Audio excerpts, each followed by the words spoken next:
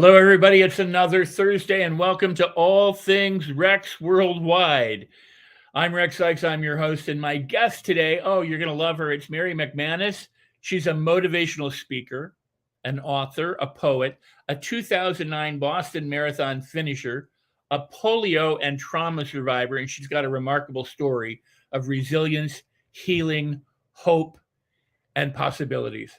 She's celebrating 15 years of healing after the diagnosis of post-polio syndrome. She's going to tell you what that's all about.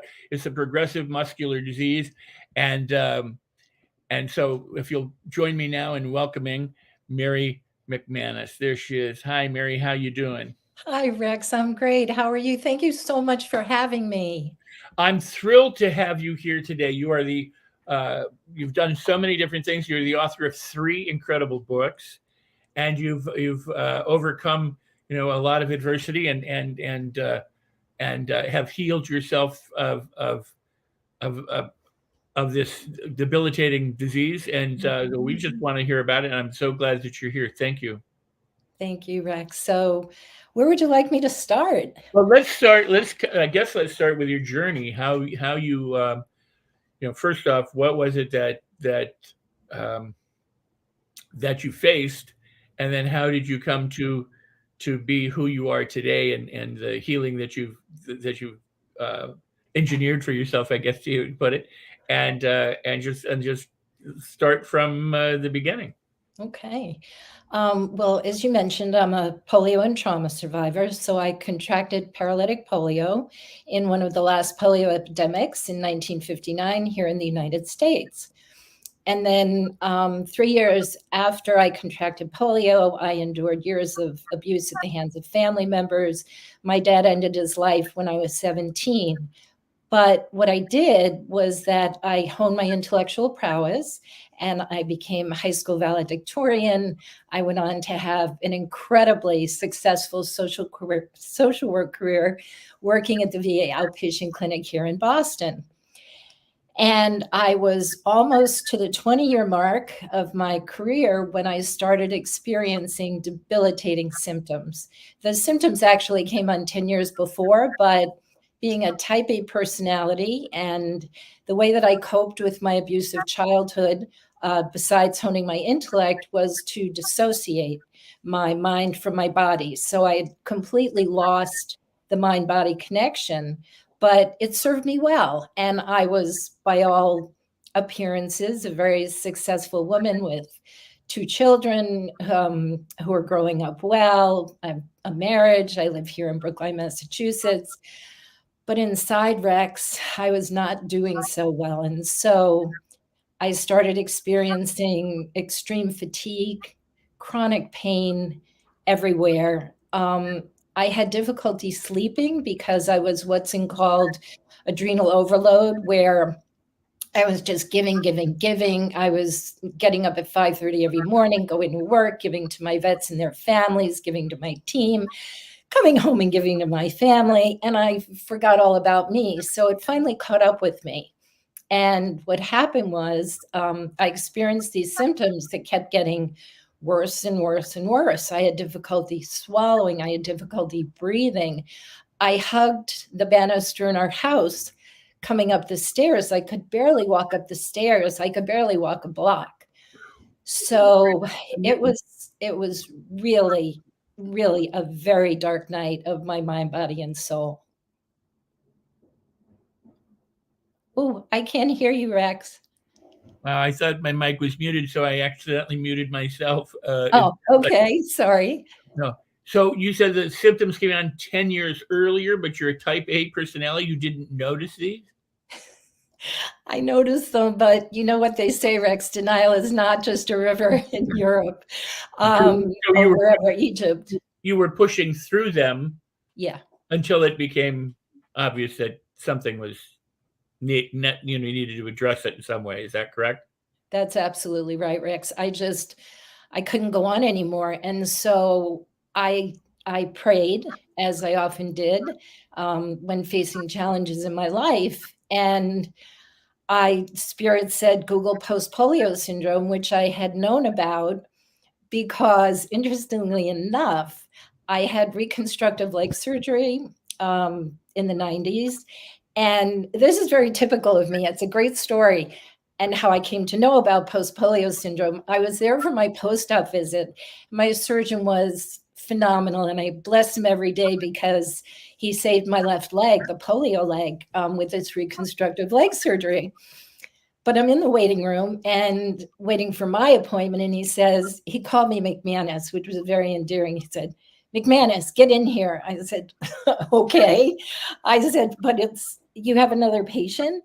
And he said, "Yeah, I need your help." He said, "You work at the VA, right?" I said, "Oh, yeah." He said, "Well, Mrs. G, her husband, she was caring for him. She was a polio survivor, and she was living with post-polio syndrome. And he needed to do corrective surgery for her to be able to continue caring for her husband. So he wanted me to make arrangements for respite for her husband's care." So that's how I found out about post-polio syndrome. So I Googled it, and I found out that the Spalding Rehab International Center for Polio and Post-Polio was a half hour from my house. And it was actually 16 years ago now, this month, at this time, that I picked up the phone and I called and I said, "I think I need some help." And I talked to the woman, and she was the epitome of compassion. And she said, "I think you do have post-polio syndrome," because I described what was going on. So she sent me a book that was written by Dr. Julie Silver. And I just want to say, God bless the medical establishment, Rex. They do the best they can with what they have, with the research that they have. So she sent me this book, which was all about post-polio syndrome. And she said, "Let me make an appointment for you." So I read the book and I thought, oh, this is really scary. But I said, okay, let's go for the appointment. So I went, and I had to go through an extensive battery of tests in order to rule out anything else that was going on, because you really can't test for post-polio syndrome. It's a diagnosis by exclusion. So, can I interrupt right there for just for a second? Sure. Because first I wanted to keep your thought. Don't lose. Okay. I want to tell everybody, if you're watching live, please go invite a friend. We're talking about health and healing, and there might be something that applies to not necessarily polio, but in any other illness or debilitating condition. This can be useful, a fruitful conversation for your loved one or friends to hear. So go ahead and share the show. Also, if you have questions for Mary or comments you want to leave, put them in the chat wherever you're watching, so that if we can, Mary can answer your questions. But please go ahead and share out the show now that we're live, but also in replay, be sure to share the show. So Mary, what I was going to say is I've worked with the medical field for many, many years. And I had a childhood friend who had polio, and I've known, polio, many people have polio, but this is the first time really knowing you. It's the first time I ever heard of post-polio, syndrome. So, I mean, it is one of those things that I don't know if many people know about this or don't know about this. And it was a Final Jeopardy question, and some of my friends sent me a message on Facebook and said, "Thanks to you, I knew the answer," and they had gotten it wrong. Unfortunately, there's, I don't know, about 60,000 people in the US who are dealing with this. So it is, it's fairly common. And so enough so that they were doing research, and Dr. Julie Silver, what's that? Something happened to the screen. I don't know what happened.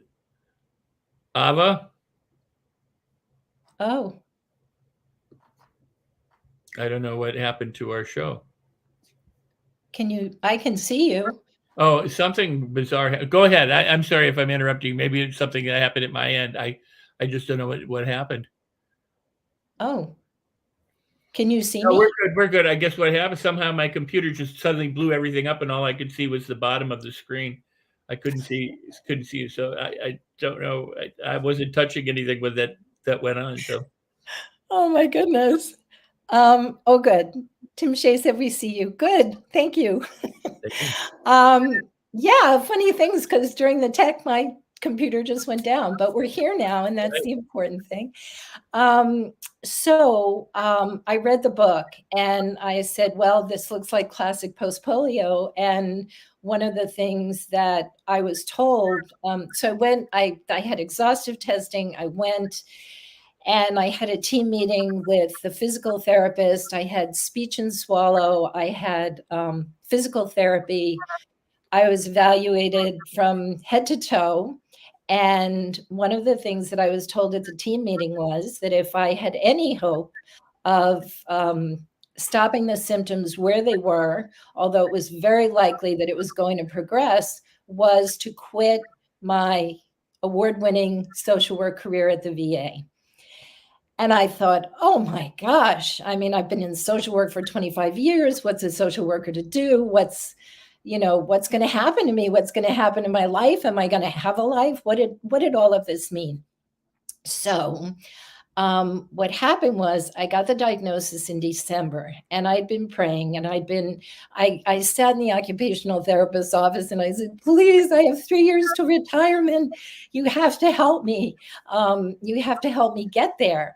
And to 3 years, because, Rex, everybody worries about money, which of course, I know that when you worry about it, it's just not going to open up the gates for abundance and inspiration and everything that we need.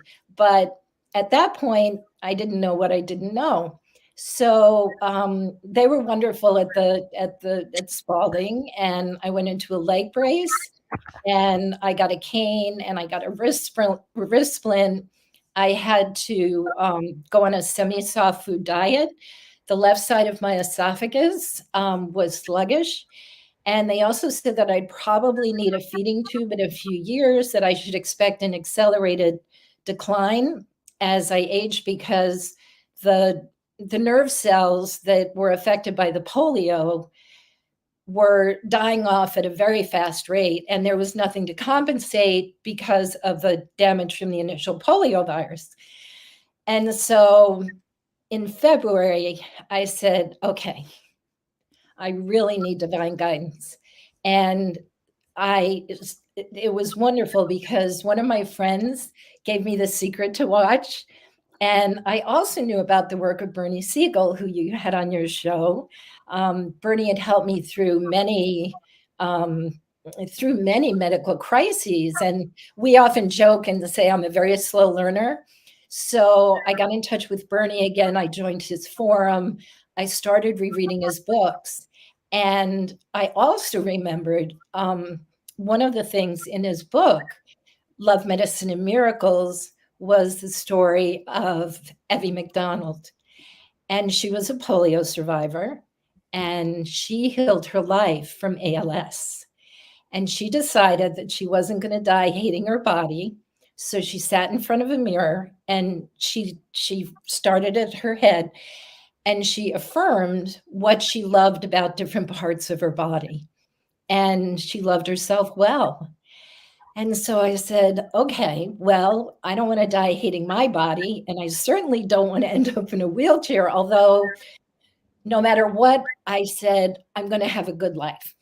So, but I didn't know how that was going to happen, Rex, especially based on how I was feeling, what I was being told. So one in February, it was a very dark, cold winter's day here in New England. I had these printouts spread out all over my dining room table. I had Bernie, Wayne Dyer, Tony Robbins, Lisa Nichols.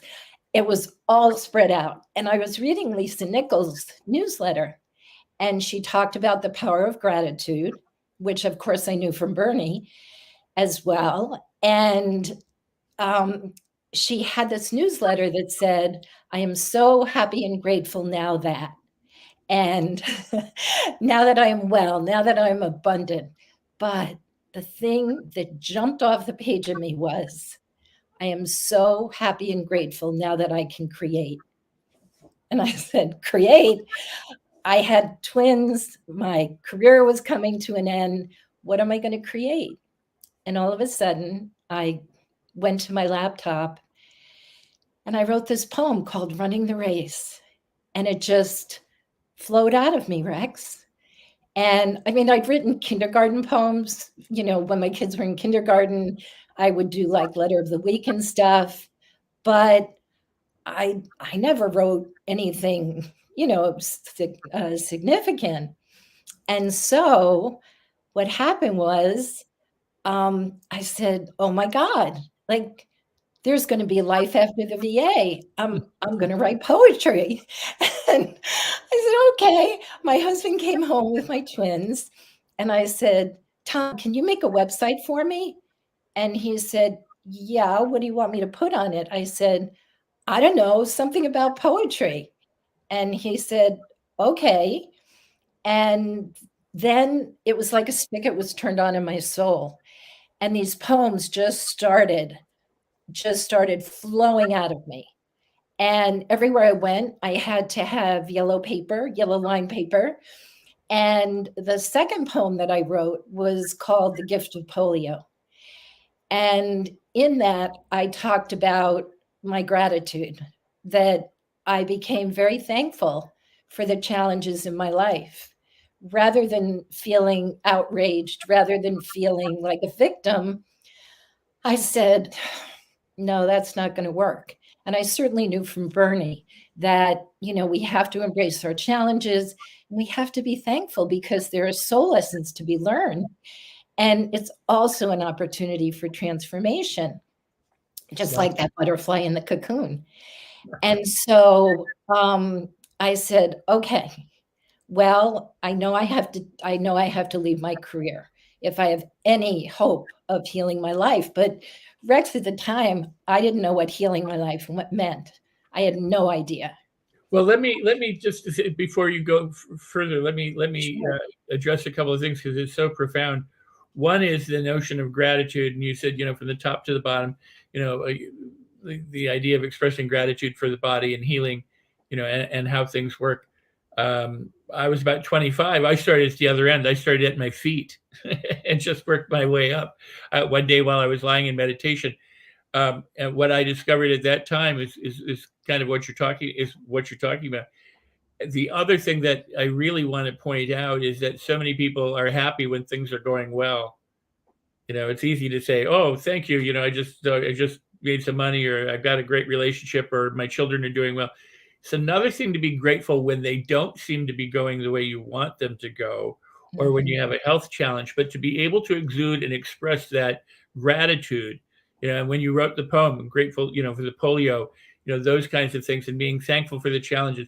It really true. I mean, would you, I don't want to put words in your mouth, but from what I'm hearing from you, this is the transformational piece. Yeah, I'm happy and grateful now that whatever that follows, that is, Mhm. you can be truly grateful and happy. Everything transforms, and it's amazing. You can tell people that until you're blue in the face, no pun intended. But you can say it, say it, say it, say it until people actually try it and get it. They don't necessarily get it.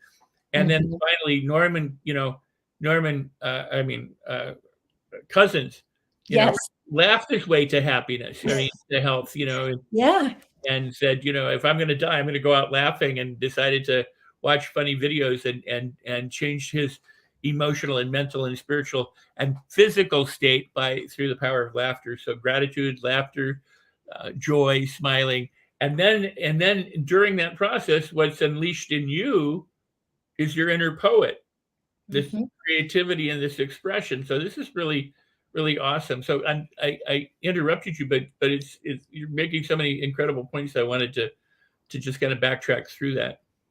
Thank you. No, I'm delighted that you did, Rex. And it is so important because what tends to happen is it's easy to spiral downward, and it's easy to say, "Oh my God, what's going to happen to me?" And the fear takes over, and it's so hard to get out of that, and to be able to feel something greater than your current circumstances.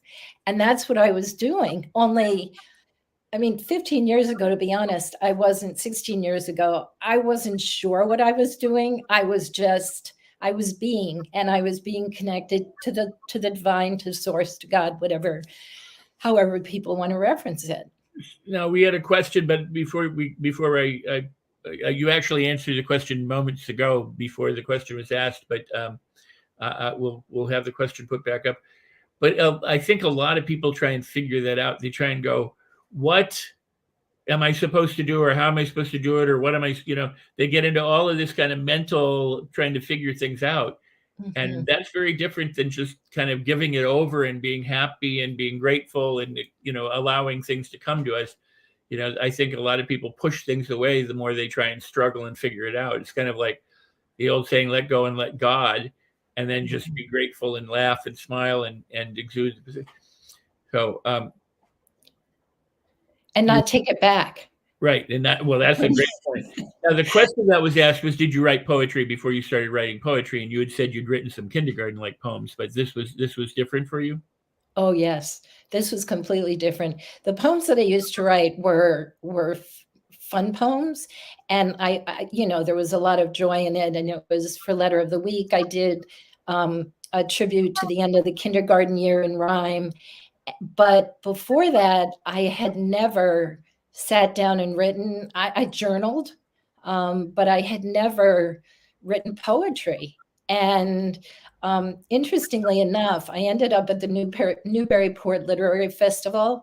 I got an email I was following Cheryl Richardson along with, I don't know, hundreds of other people, not hundreds, but a lot of other people. And I get this email, do you want to be an author? Do you want to be published? Then come to the Newburyport Literary Festival. And it was a magical experience for me. It was in April of 2007. And I met New York Times bestselling authors. And there was an interview with Peter Gralnick, who writes books about musicians.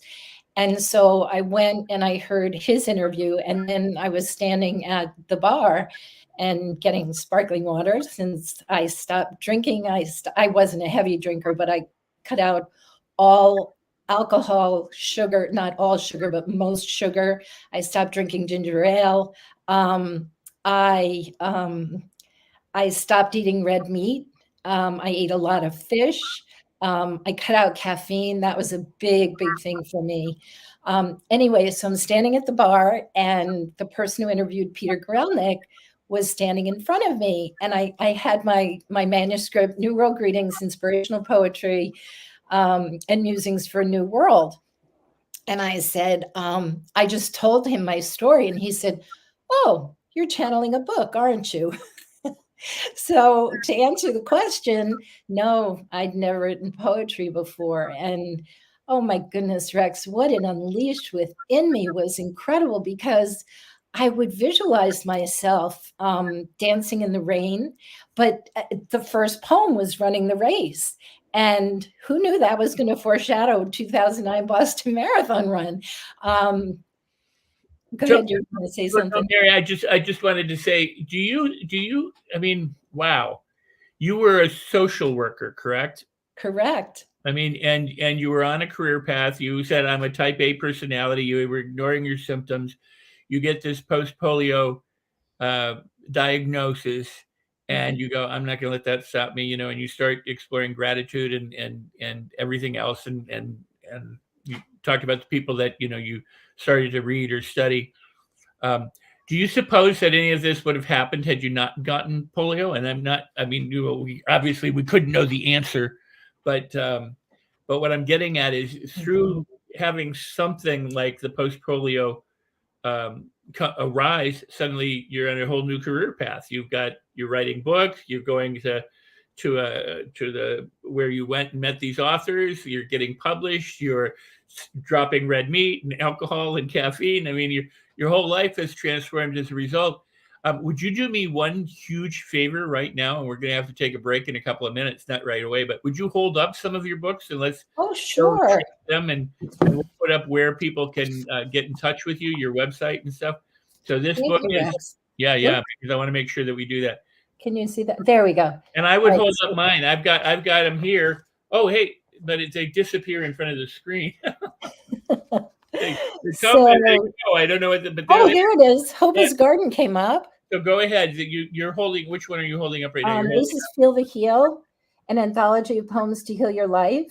There you go. And this is a compilation of the poems from when I was first diagnosed through the Boston Marathon. And then also, I don't know if this also has, this is a compilation, sort of the best of that I wrote during my healing journey. So this book is the third book in my trilogy of transformation. Runner Girl. It's The Adventures of Runner Girl 1953. And the two books before it are Coming Home, a memoir of healing, hope, and possibility. And the middle book is Going the Distance, The Power of Endurance. I have to order more author copies of those. And then this is the third book. And then the pandemic. I really thought after I finished The Adventures of Runner Girl 1953 that, I felt very complete with my writing, and I was still doing like original poetry for people for special occasions. But then the pandemic happened. And so I wrote Hope is a Garden, poems and essays from the 2020 pandemic. And your books are not just totally poems. You have some yes, prose in there as well as the poetry. Yes. They actually, I think they all do. Yes. Especially Hope is a Garden. Hope is a Garden are essays and poems. Yes. And I have another book coming out in December called Into the Light, Emerging from the 2020 Pandemic, which takes us from last April to just this past September. That's great. And it's really funny to look back on my publishing career because I found this publisher that was somewhere in between self-publishing and a traditional publisher, and they're now out of business, Rex. But it was a lesson learned, and it was fine, and we didn't lose a lot of money. So now, we had your website up, but do they get the books through your website or through Amazon? No, through Amazon. But there's a link on my website to Amazon, to Amazon, to my Twitter, to Facebook, etc. And they can connect with you in a variety of ways and get your book if they go to marymcmanus.com. Yeah, I have the links to Amazon for all the books. All right, cool. So if you're watching live or in replay, please go ahead and share out the show, hit the like button, subscribe wherever you see it. And also, if you have a question for Mary while we're live, please go ahead and ask the question. We'll flash it up on the screen. I know there have been a couple. And then also there's comments. So you have an opportunity to leave a comment live or in replay. But yes, continue to share the show. Wow, this is profound. I want to ask you a question. We'll come back after the break for you to answer it. Now, there's hope. Like people go, oh, I hope that I get this job, or I hope that I get that. And I would gather that there's a different kind of hope that you talk about, because I don't know if my question is clear, but it's a difference between wishing and actually creating and making something happen. So when we come back from the break, I'll if you can just talk about that a little bit, I would love to hear about it. Okay. Great. I'd love to, Rex. Thank you. All right. We'll be right back after this break. We're grateful for the Los Angeles Tribune, who provides us this platform to bring you guests like Mary. And we want you to share out the show. And so here's a little message from the Los Angeles Tribune. We'll be right back.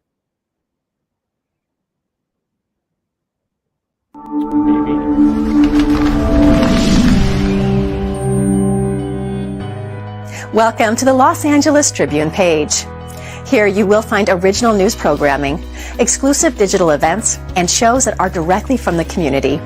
At the Los Angeles Tribune, we believe in giving a voice to the voiceless. We are proud to be the only national brand to empower everyday people to make a difference. Since 1886, our reputation has been built on truth and responsibility. Thank you for watching and making a difference. For general inquiries, contact today. Thank you on behalf of the Los Angeles Tribune team.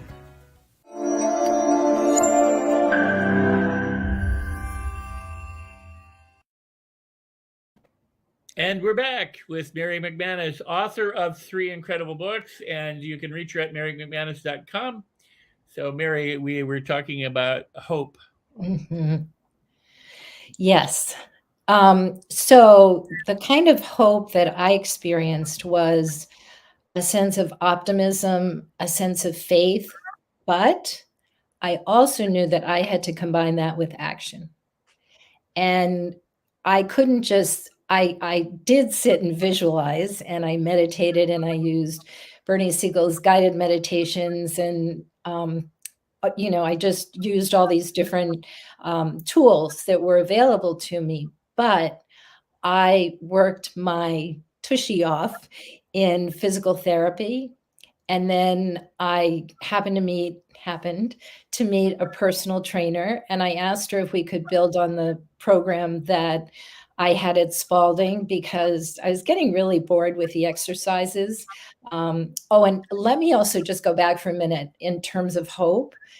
I had an earth angel of a physical therapist at Spalding who did not subscribe to the Western medicine model of I was going to end up in a wheelchair. If I used it, I would lose it. It's based on the old school research, not realizing of the body's incredible capacity to heal. And she said to me in word, in action, that I believe you're not going to end up in a wheelchair. I believe in the body's capacity to heal. And she gave me hope. And one of the things that I think the medical community is really concerned about is quote unquote false hope. But there's no such thing as false hope. There's a hope and a belief that you can get better, that the body can heal. And that kind of hope that you hope for is something that you have to combine, in my experience, with intentional action. So that when I was working out in the gym, when I was doing these things, I had to hold the intention of hope that I was doing this because I believed that I could heal. I believed that I could get better. I believed that I wasn't going to end up in a wheelchair. And so that kind of hope is not just sitting back and saying, "Oh, I hope they're wrong." It was very much rather than saying, "Oh, I hope they're wrong. This diagnosis isn't true." It was more of, "What can I do in my life to create a different outcome?" Does that make sense, Rex? It absolutely does. I'm going to come on back. You know, I'm paraphrasing, but faith is the is the evidence of hope. Of those things that are Exactly. unseen. Mhm. I too am a huge proponent of the notion that there's no such thing as false hope. That's just a silly misnomer, and so much of our I want to be careful because I value all of these while at the same time I may be a little critical of some of them.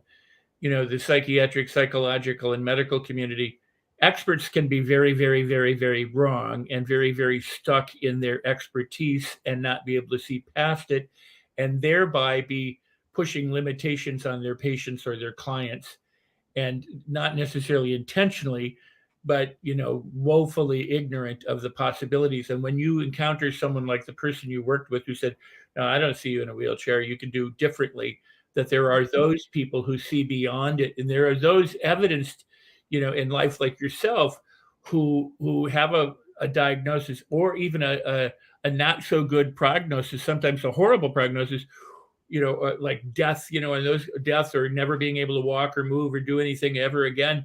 And yet they're doing it. They're Mhm. alive. They've beat the odds. They've done all this. And it's not that the hope is not a hope, like we said before, where they're wishing. The hope is a faith. It's a certainty. I would say that hope is an expectation. If you're hoping for an outcome, it's like you're hoping for your birthday to come. It's coming. You know what I mean? It's not like it's not going to happen. It's there, or a holiday. This is, you're going to get a present on that holiday. It's coming. And you're hoping Mhm. for it to show up. It's not like, oh, I hope, I wish, maybe, maybe not. It's not a doubtful situation. That's important. It's not, and I think when I said the optimism, it's not a doubtful hope. It's an optimism, and I talk about that in Hope is a Garden, because when we planted those bulbs in October of 2020, I had total faith that those tulips were going to come through the ground after the winter. And I said, boy, if I could have that kind of faith in every area of my life, especially as we were going through the pandemic, that's amazing. And that's the hope. Hope is a garden. We know it's going to happen. So after I was discharged, and I met this personal trainer, and I said, well, Janine, do you think there's anything we could do? Like, could maybe we diversify this, that, or the other thing? And she said, well, she used a Henry Ford quote that said, whether you think you can or you think you can't, you're right. And she said, coming back to hope, she said, I'm going to hold the hope and faith for the two of us right now, because I'm sure you feeling the way you do in your body, because I was still in a leg brace and I was still pretty debilitated. I had trouble getting off a low toilet seat. I had trouble getting off the couch without help. So even though I was doing so much better, and my spirit was certainly feeling so happy after I took the leap of faith to leave my career at the VA in May of 2007, I still had a long way to go before I was able to do things and feel really strong and good in my body. So Janine took me on as a client. And I remember I couldn't even pass the initial fitness assessment, where you go up and down these cardio steps and you do these different things. Push-ups, not quite. So we worked together for 6 months, and I started feeling better, and I met my initial goals. I could get off the couch. I could get off the toilet seat. I felt like I could come out of my leg brace. I had gained a lot of strength. And 6 months, and it was February again, Rex. I don't know, there's some magic for me in February. She asked me what my next goals were. And I said, you know what? I want to come out of my leg brace. I did ballet before I contracted polio, and I loved it. I said, maybe I'll take a dance class. I said, you know what, Janine, I want to walk outside. I want to feel free in my body. I said, please, could we diversify the exercises that we're doing? I mean, she did a great job, but I was getting bored. But she was also very careful and mindful. She pushed me, but we also wanted to make sure that, we didn't overextend or that I ended up injured. But she struck a really good balance. So I'm giving her all these goals, and she has gathered up her things. She puts her hand on the doorknob. And she said, anything else? And I said, no, that's great. And, she said, I'll see you next week. And I said, wait, I have one more goal. And she said, oh, you do? Okay, what is it? And I said, I want to run the Boston Marathon, and I want to do it next year with the Race for Rehab team. Now, Rex, anybody in their right mind would have said, are you crazy? You've never run a day in your life. You're in a leg brace. They told you you're going to spend the rest of your life in a wheelchair. Yeah, you made progress, but really running a marathon? She didn't say that, Rex. You know what she said? What'd she say? She said, you're going to need a pair of running shoes. Oh, God, how cool is that? So she sent me to a running store that fits you for running shoes, because I needed a lot of help finding a pair of running shoes, considering that I never ran a day in my life. Can I stop you? Yeah. I hate to do this, but but you know what? We need to be that person for the people around us.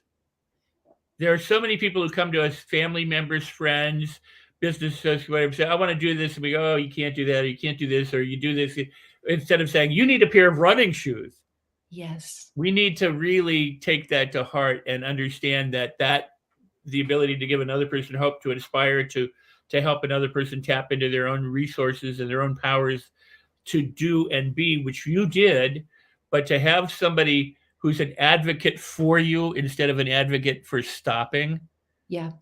I think Yeah. that's truly, truly beautiful. That's wild. Wow. Thank you. So I'm sorry. Don't let me No, interrupt. no, it's great. Yeah, no, you're absolutely right. Because what if she wouldn't have said that, Rex? Right.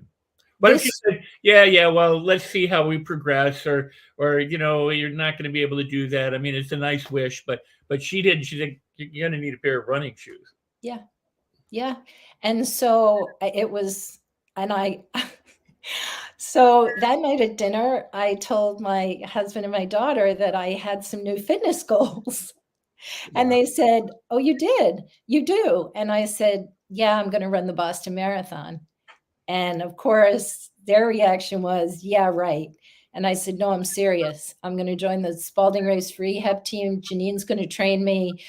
She's actually trained some other people who'd never run before and trained them for the Boston Marathon." And so they said, "Okay, we're going to run it with you." And it was kind of like a wink, wink moment, Rex, where they didn't really think I was serious or that I was going to do it. Well, they were in for a surprise, although they were so loving and so supportive. And together, we ran the Boston Marathon. Janine trained all of us. My daughter was a self-proclaimed couch potato. My husband had run before we had twins, but he'd never run more than a 10K. And so we trained through the brutal New England winter. One of the things that I was told as a polio survivor was, don't go out in winter without a cane and an ice gripper, because if you fall, we were actually talking this in the tech room about if you break a hip. And I will tell you that I've had several falls, not in winter, and nothing's been fractured. They told me that I had osteoporosis and that I needed to go on whatever medication. And I refused. And I said, no, I said, I'll build back my bones. Don't worry. And of course, they thought I was crazy. But I think, when you fall and you land square on your pelvis and nothing's broken, except you have a bruised ego because you tripped, that's the power of the body's capacity to heal, as well as, you talked about be that other person. It's also the messages that we allow other people to give us. If I would have believed that I had osteoporosis and, oh my God, don't go out in winter, I couldn't have trained for the Boston Marathon. Instead, I was out there, snow, ice, slush, and we trained. And my longest long run from I think it was Brookline to Wellesley. Brookline to Wellesley. We did in 17-degree weather. It was March. It was really cold. But we did it. And we ended up raising $10,535 for Spalding. But I think the most incredible thing was how I transformed through that whole journey. I was easy out Alper in gym class, and people used to tease and taunt me. I was bullied because I went from kindergarten year being a ballerina, being active, to coming back in first grade and being on crutches, and I was in an ankle to hip metal leg brace. And in gym class, once I finally came out of that, as I said, I was known as Easy Out Alper. And all of that I left on the roads. And when I crossed that finish line, it took 7 hours and 49 minutes. But I was a woman transformed, and it was really a moment of redemption. And I just felt strong and empowered and healthy, exhausted. But I was in awe of what my body could do. And I realized that moment was not just for me, Rex. I realized that moment was for the world. And because I had a very important message to bring. Wow. That is truly, truly awesome and truly beautiful. And I'm so happy for you. And I'm so glad that you shared all of that. That is truly amazing. Now, I do have a responsibility to the platform that we're broadcasting from to simply tell everybody who's watching and listening that this is your transformation, and Yes. we're not telling you to or not to listen to medical advice or psychological advice or we're not giving advice, but that there are possibilities out there that exist, and you need to make your own choices and follow your own heart in terms of who you listen to and who you pay attention to. But you followed your heart, and you had some astounding and wonderful transformation experience. And you know what? And oddly enough, or happily enough, you're not the only one. Right. But your story is a story of note. What you've gone through, what you've accomplished, is no small thing. So congratulations, kudos, bravo.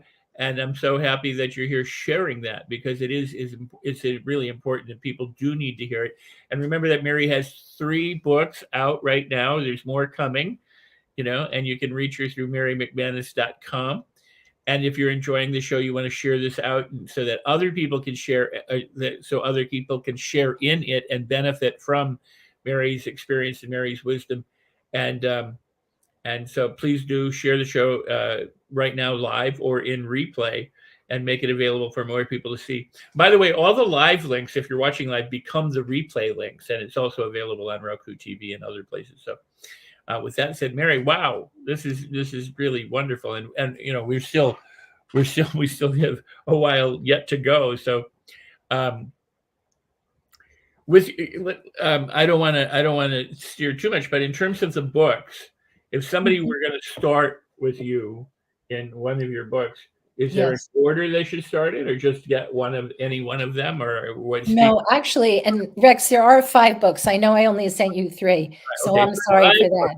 5 books. So there are 5. So basically, you'd want to start with Coming Home, a memoir of healing and a memoir of healing, hope, and possibility, because that takes you from my time of diagnosis and when I was at Spalding Rehab. And one of my quotes from that is that I felt as fragile as the white sheet, the white paper that covered the exam table.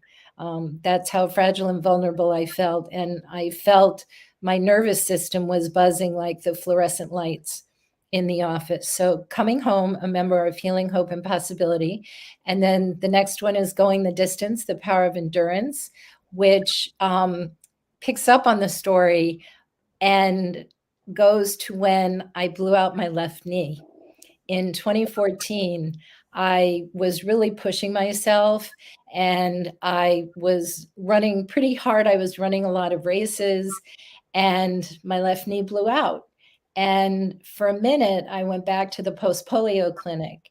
And of course, I was admonished for even starting to run. And, it would have been nice if he would have said, wow, isn't it amazing what you accomplished? But that's not where he was at. And I honor that. And I bless him for all he could do. So he sent me for an MRI, and the results came. That's also a very important point, one that I need to listen to as well as everyone else. And that is, sometimes we are limited in our thinking about other people. Mm-hmm. So we don't, it goes back to, again, like, hey, you need running shoes. But what you just said is, I didn't hold anything against him. I didn't, wherever another person's at is where they're at. If they can see it with you, they can see it with you. And if they can't see it with you, they just can't see it with you. It's not to criticize them or to go, they're a bad person or not a good person because they can't see the way you see. It's because they will someday, maybe, or they won't. And so what a beautiful point that you just made right there. And yes. And Rex, also, this comes back to forgiveness and, the linchpins of my healing journey. And one of the things that I had to do very early on, I wrote letters of forgiveness to my parents.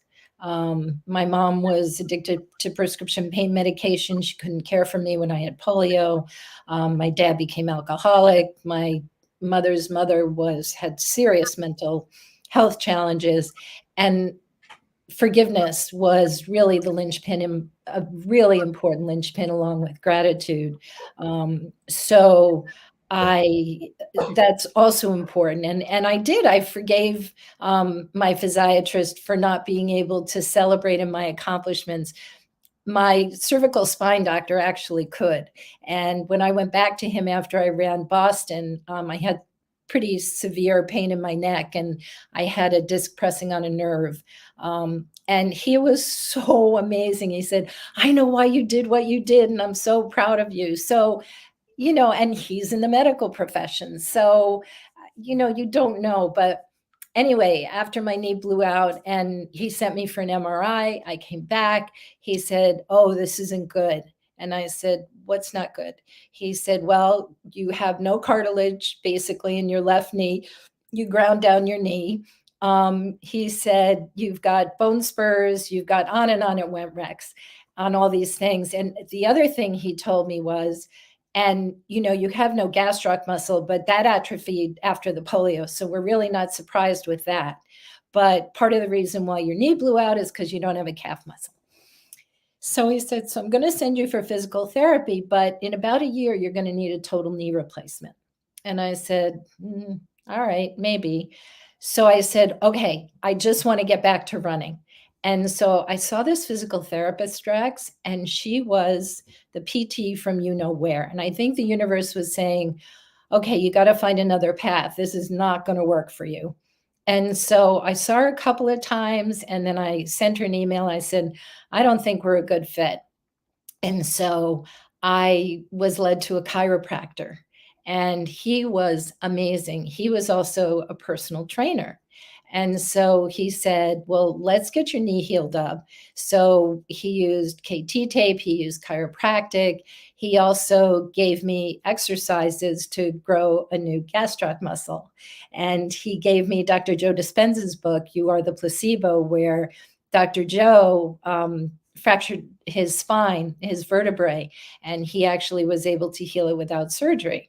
I said, when we talked about the importance of sharing stories, I said, okay, well, Dr. Joe grew new vertebrae. I'm sure I can grow a new gastroc muscle and grow new cartilage. And so I really intensified my healing journey, and I worked with Dr. Ryan and got back on the roads. And after that, in 2014, I didn't go back to see the doctor. And because he wanted me to come back for a full evaluation, because he said to me, sadly, you know what, Mary, he said, we really should reevaluate everything because it's only a matter of time before this progresses. And I said, yeah, okay. And so I worked with my chiropractor, and I had on my bucket list that I wanted to run in Bermuda. We love Bermuda. And so I said, okay. I said, I'm going to, go with a 5K. And when we were at the 5K on July 4th weekend, there were two people from Bermuda promoting the Bermuda Marathon weekend. And part of me was like, get me away from that. And then part of me was, okay, I really want to do this. And so I ended up running 3 consecutive Bermuda half marathons after the knee blowout, and I haven't had a total knee replacement.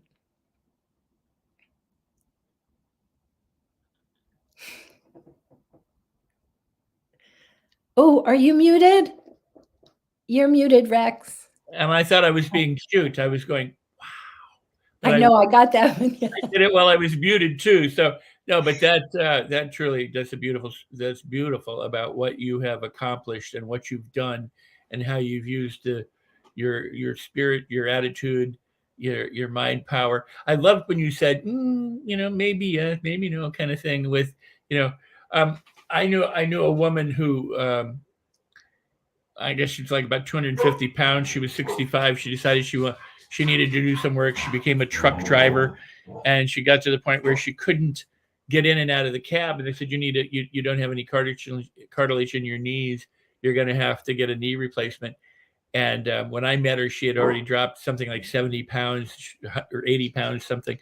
And she was doing deep knee bends and jumping jacks and showing me I've never had knee replacements because she said, I've healed myself. They'll tell you that you don't have any cartilage, but you can, it's just truly amazing what can be done. Again, bravo to you. Bravo to you. Well, I do feel very blessed. And I do feel, when I after I contracted paralytic polio and I was lying on the couch, initially I was paralyzed from the neck down. And my mom, God bless her, I often say she was more paralyzed than I was.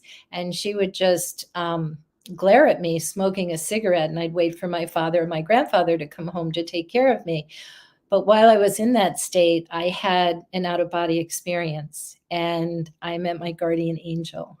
And that's what carried me through. And after the diagnosis of post-polio syndrome, I just remembered that touch of grace. And I believe that, when we open to it, and it's really, miracles can happen with gratitude and grace and our faith. And, that's not to say that it was, oh yeah, it was a bed of roses. I mean, when I first left my job, I was really scared financially, until I realized that when I let go of the fear, then I'd be open to having abundance come my way. And so, Did it happen overnight?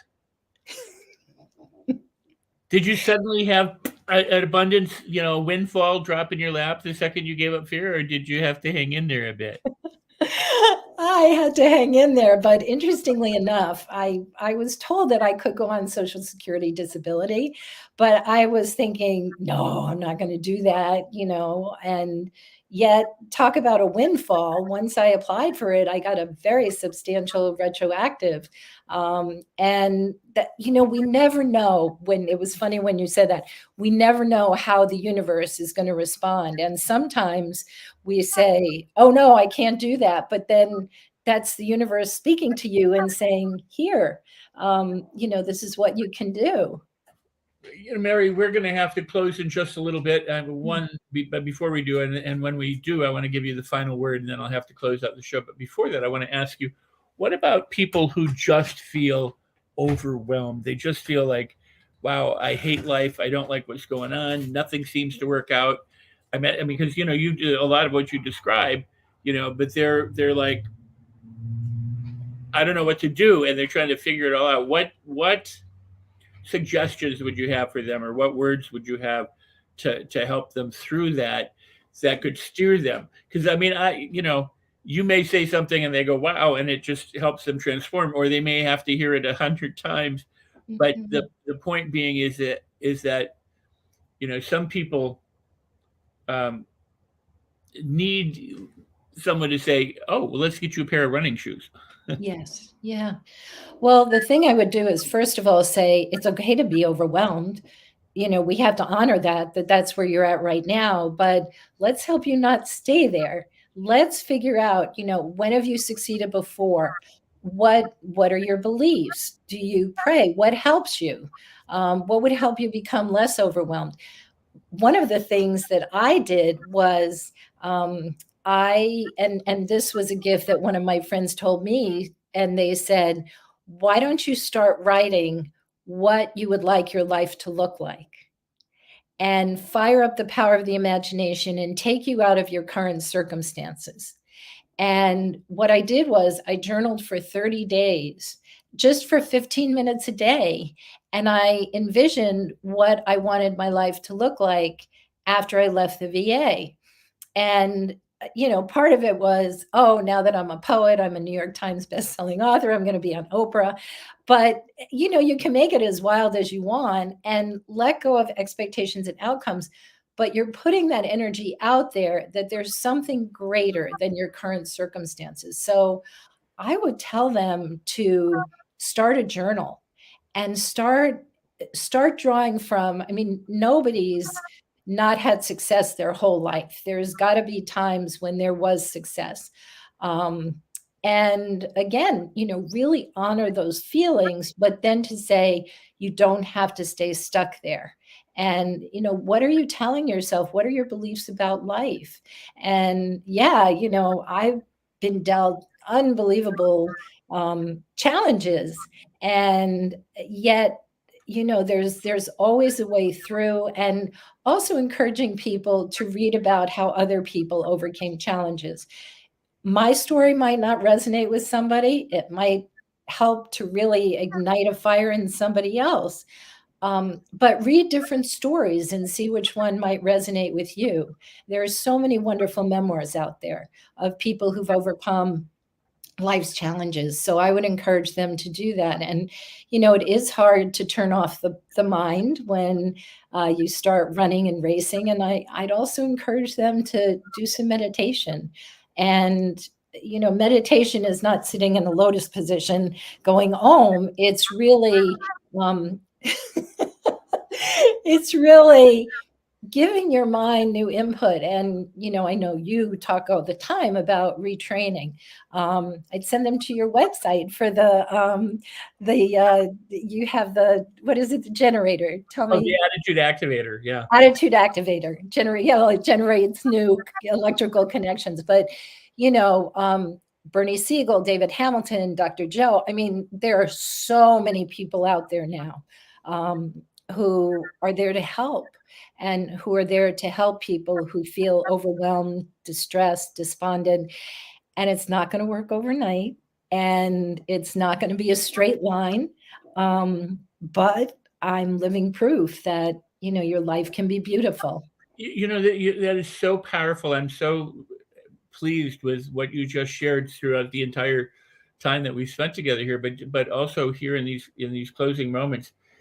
So many people are focused on their circumstances and don't, for whatever reason, develop the presence of mind to remove their attention from the present circumstances and begin to think about how they would like life to be, or what they might create, or to practice forgiveness, or to practice meditation, to take a literal pause or a vacation from their problems, and journal and do something different.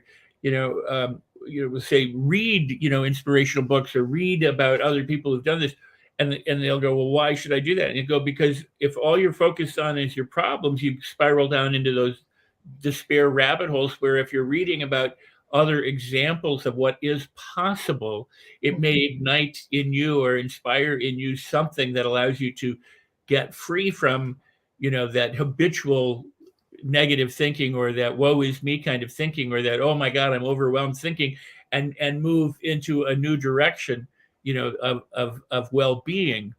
Because, when you're feeling better, you're squirting the right kind of neurochemicals. You're squirting all the ones, that promote well-being and to help alleviate stress. And when you're feeling better, and when you're hopeful and optimistic, your body is responding. You're better able to heal. But if you're negative and chronically stressed, then those neurochemicals tend to debilitate and create more disorder or disease. So there really is a mind-body connection, and they're all part of one cybernetic system. There's really no separation.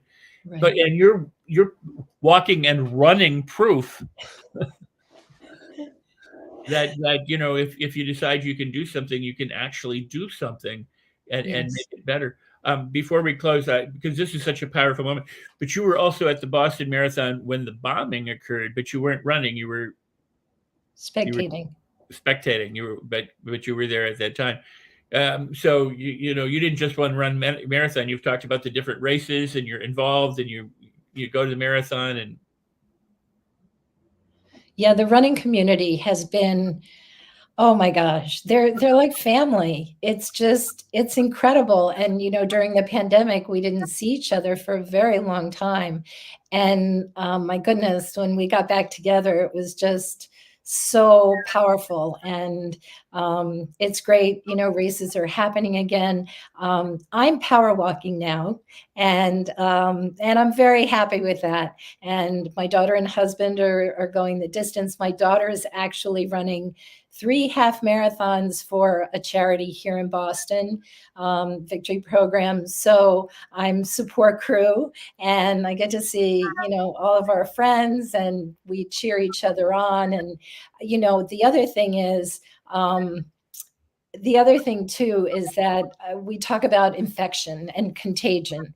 And one of the things that is be around people who can infect you with kindness, with hope, with compassion.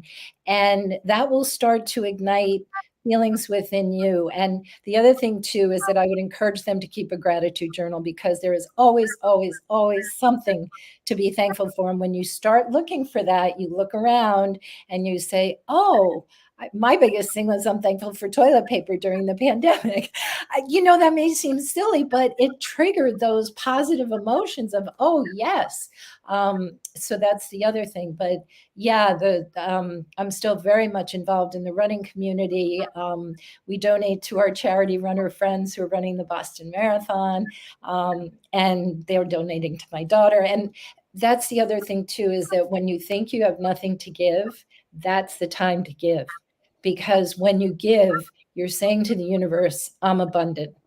And so, and the other thing too is volunteer, go do something for somebody else. And that will also help to bring you out of the funk and get you out of your own head. So we're going to have to close in a couple of minutes, but we kind of cycled back to the notion of abundance, which is a great place to talk about, because I had said, did it happen overnight? But ultimately, you had shifted your mindset from a less than abundant mindset to an abundant mindset, and that made a lot of difference for you as well. Can you speak to that? Because it's some more, because a lot of people, and what I really like about what you said, being thankful for toilet paper, no big thing. And yes, a big thing, but people need to understand that gratitude, no matter how small or tiny or seemingly insignificant, can be a big deal. Yes, absolutely. And once I said to myself, well, what I had to do, and this is very important, Rex, is I had to peel back the layers of what was my fear. Where was my fear coming from? And when I was a teenager, I was a freshman in college, I had to go with my mom and declare bankruptcy because my father left us without any money and a lot of debt.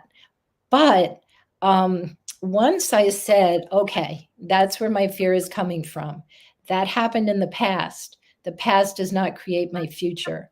What can I do to create my future? What can I be open to?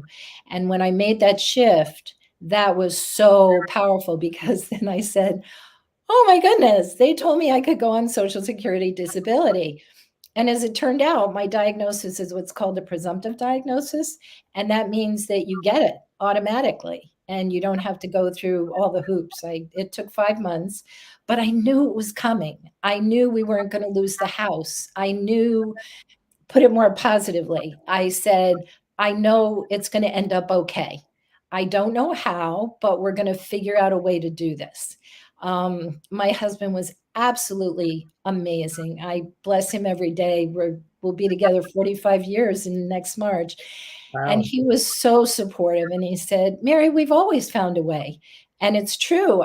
When I had twins, I had to go on bed rest. And so I had to spend my savings before I went on my maternity leave. And I always said, I know the money's going to come. I know the money is going to come. I don't know how. And things looked pretty bleak. We were charging formula on our credit cards, et cetera. But then I got back to work and it was temporary. And I think the other thing too is when you realize that conditions are temporary, then you give the universe time to help you shift, and you give the universe a place to, to move things around so that they're better. So yeah, in terms of that mindset, I had to figure out where was that mindset coming from. And then once I released it and I focused on gratitude, and I also used what, Lisa Nichols, I am so happy and grateful now that, and I still do that. I'm so happy and grateful now that our car is paid off. I'm so happy and grateful now that our mortgage is paid off. And every month I notice how all the bills are going down. And, the blessings have come.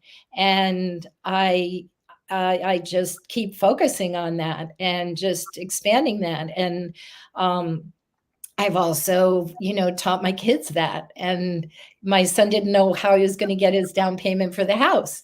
And I said, well, let's open up to the possibilities. And sure enough, it came forth.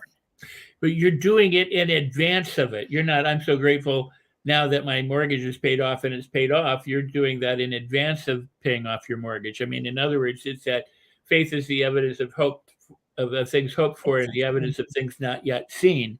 Yes.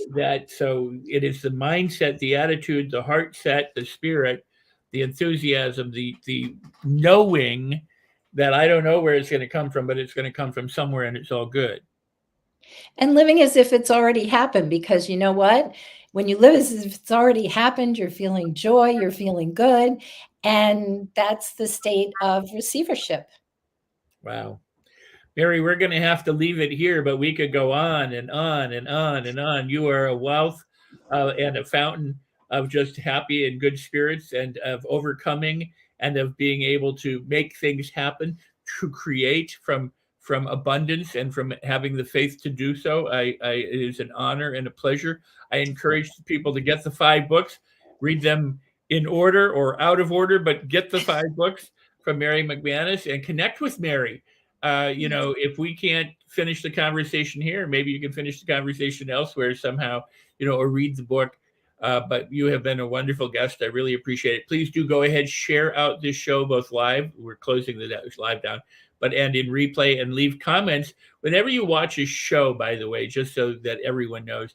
If you leave comments and you like it and you share it, it tells the algorithms of all these social media things that, hey, this is something that needs to get attention. If you do nothing with it but watch it and then go, oh, well, that was great, but don't share it, don't like it, don't comment, you guys the benefit, but no one else will know about it unless you help them get to know about it. So if this speaks to your heart and you want to help other people that you love and care for or need some help, go ahead and share the show, like it, leave comments, and make it available for them. Mary, thank you so very much for being here. Thank you for writing your books. Thank you for your attitude and your dedication to your health, but also to all the people you help as a result of what you've gone through. Thank you, Rex. You're a blessing. Well, as you are, and I'm blessed. Wow, what happened? I'm blessed to have you here. We'll see you in a minute, Mary. Okay. That's okay. Thank you. Wow, this is so wonderful. I mean, Mary is just truly a delight, and I'm glad that we've been able to have her on the show. Do connect with her. Please go connect with her.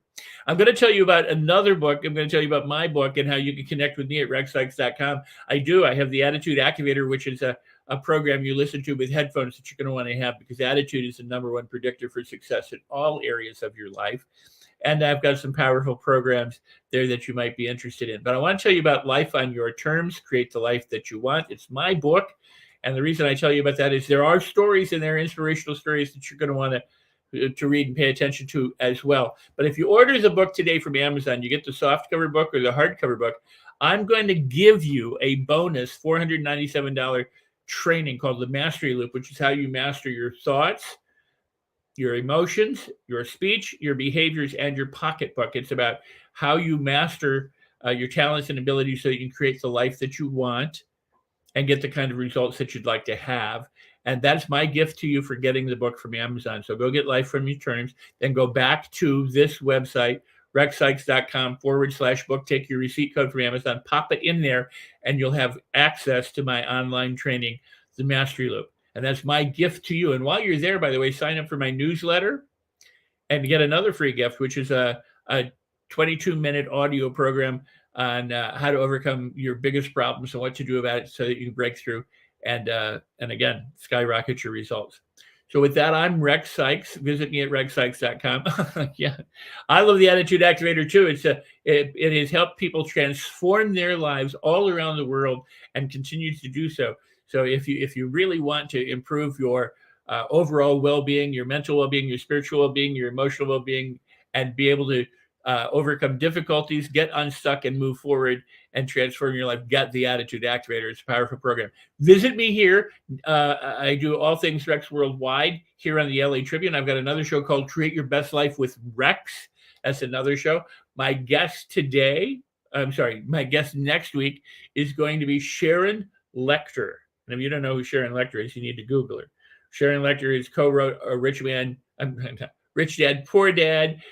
She annotated and wrote and contributed to the original publication of Outwitting the Devil by Napoleon Hill. She is a tremendous force of nature and a positive and powerful person who helps people up-level their game and to experience financial freedom. So Sharon will be my guest next time. Also, I have a show. We did it for the Los Angeles Tribune's Neuroscience Summit, but we need to publish it and put it out there, which is with Mark Victor Hansen and with Mitzi Perdue. Mitzi has been on this show recently. She's also been, and both Mark and Mitzi have been on my Create Your Best Life with Rex show, which you can find. I think you can find both shows if you search my name with my guest name. So, for example, there you go. That's from the All Things Rex Worldwide, and we put it on. We made a special show for the Neuroscience Summit, and but if you search my name and any of my guest name, you should get a link. Because what we do here is we broadcast on Facebook Live on the Los Angeles Tribune Facebook page. We broadcast on LinkedIn, my LinkedIn page. We broadcast on the Tribune's YouTube page and my YouTube channel. We broadcast on Twitter and on Twitch, Periscope, and then it's available on Roku TV and perhaps elsewhere. I'm not sure where it all goes. So with that in mind, you've got multiple places to discover the show. If you search my name and any of my guests, or you just search my name, a lot of times the guests, will come up. So with that, go to visit rexsikes.com. Find us online here at the Tribune. And again, I want to thank Ava Manuel, the producer of All Things Rex Worldwide here at the Tribune, for all the work she does behind the scenes and everywhere else. She's just a total asset and a resource, and so glad to know her. As well as Mo Rock and the LA Tribune for the opportunity to bring you these incredible guests. They provide the platform, I provide the guests, and it works out pretty darn well. All right, with that, I'll see you next time with Sharon Lechter. Please do go ahead and share the show. Whenever you see, if you're online, if you're anywhere on social media and you see me promoting the show, if you'll help me promote the show, I'll get to reach that many more people, because I can't do it all alone. So I appreciate your assistance. I appreciate your help. I appreciate your support, both in mind, spirit, and in sharing. And thank you so much for the opportunity to bring you Mary McManus today. With that, I said, I'm going to close the show as I always do, and that is, if you consider something a problem, it will be a problem. If you consider something a blessing, it will be a blessing. So with that, celebrate everything.